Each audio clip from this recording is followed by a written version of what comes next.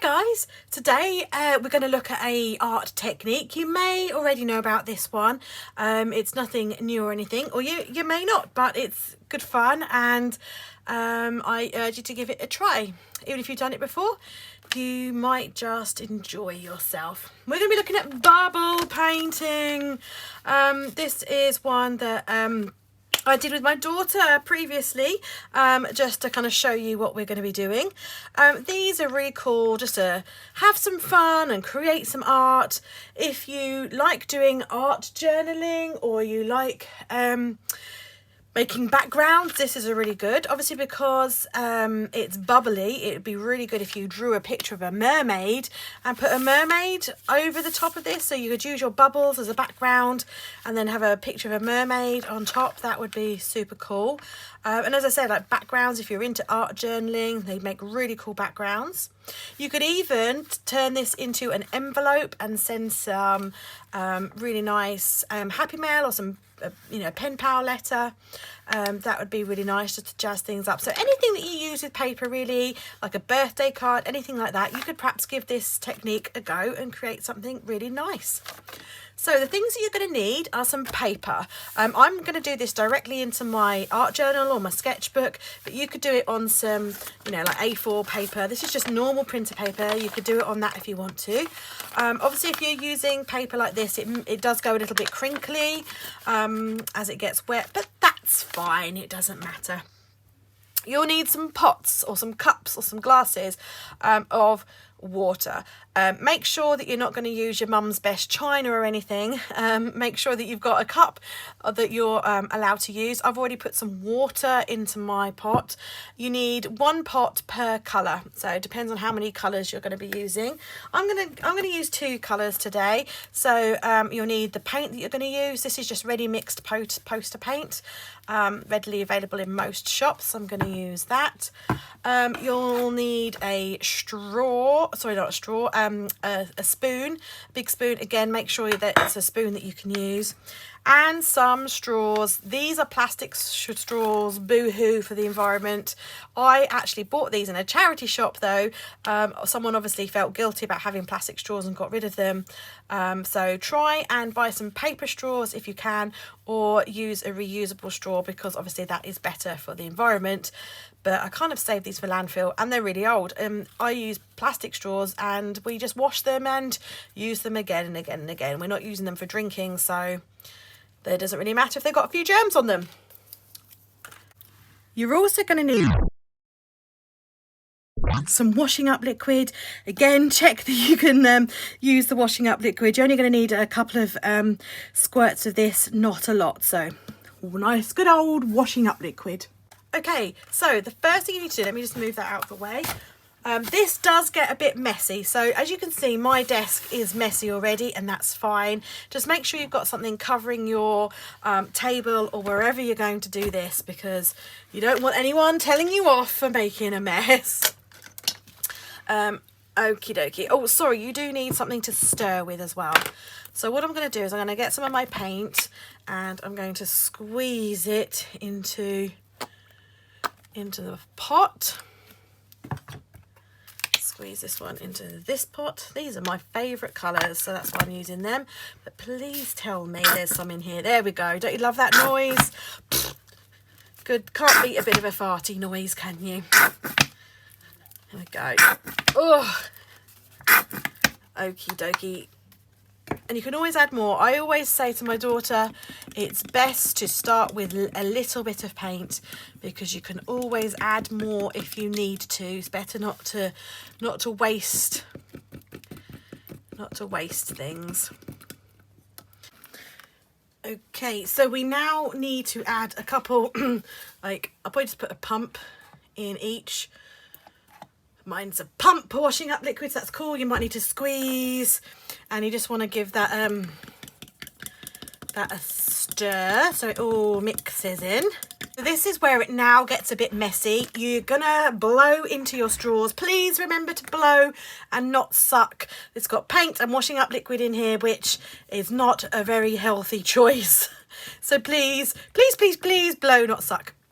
Okay, so when you're blowing, you want to be careful because your water level will start to rise and some of the water may start to come over the cup.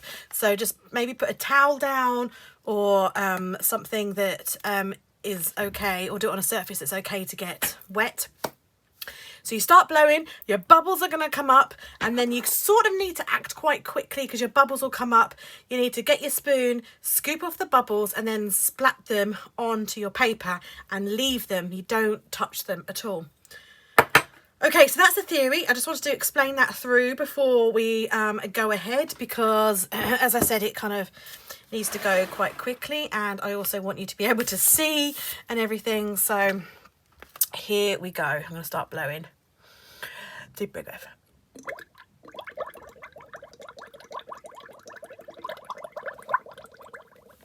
Right, here we go.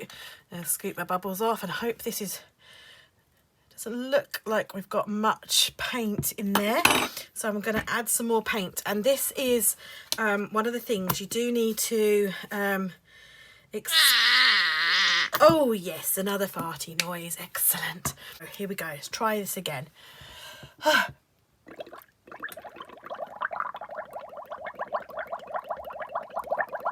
Right, we've got wow, look at that frothy cup.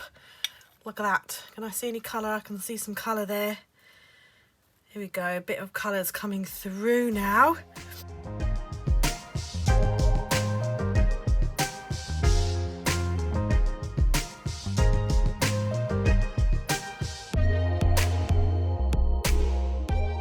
Okay, and you want to leave them, the bubbles will go, but you do want to leave them and not pop them, and then when it's dry you will get this effect, but yeah.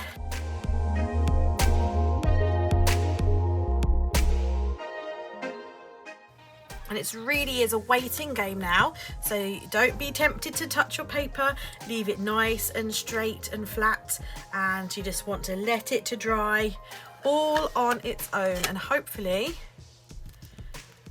we'll get some really nice bubble effect going on. Look at this, guys. What do you think? Yeah, it's pretty rubbish. It didn't work at all, even though it's still not dry, but it hasn't worked. Sometimes these things happen. And you know what? I know this is a tutorial video, but I wanted to leave this in and show you rather than edit it out, because I wanted to show you that it doesn't matter. It doesn't matter if it fails as long as you have fun. And you know what? You can just do it again. So that's what we're going to do. I'm going to get rid of this. Let's get rid of that. And we will start again. I'm going to use different paper this time. I'm going to go back to using the copy paper rather than doing it in my sketchbook. And we're going to try again. I just really wanted you to see that it failed because sometimes on the internet we only ever see the perfect stuff.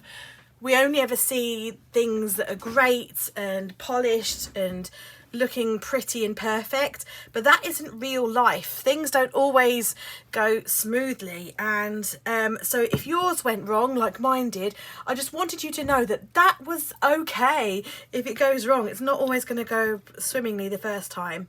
So we're going to try again. So I've managed to put more paint in this one, so let's go with the mint and see.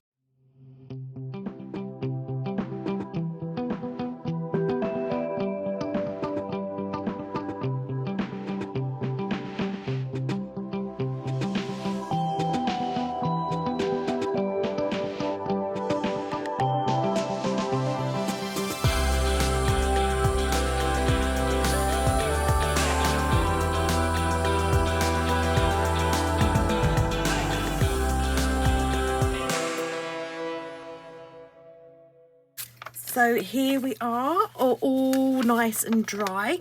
As I said, you need to leave them to dry naturally. So you need to just put them to one side and let them dry. The bubbles will start to pop and you'll be left with a really cool bubble pattern. Your paper might be all crinkly, but that's nice and fun. As you can see, the mint here is a lot paler than the purple, but you can just about see the bubbles. But you've got a really cool print there, and I did just a plain purple one as well. So you get left with lots and lots of paint still, so you can make loads and loads of paintings. So there we go. I hope you enjoyed and you give it a go for yourself. Bye.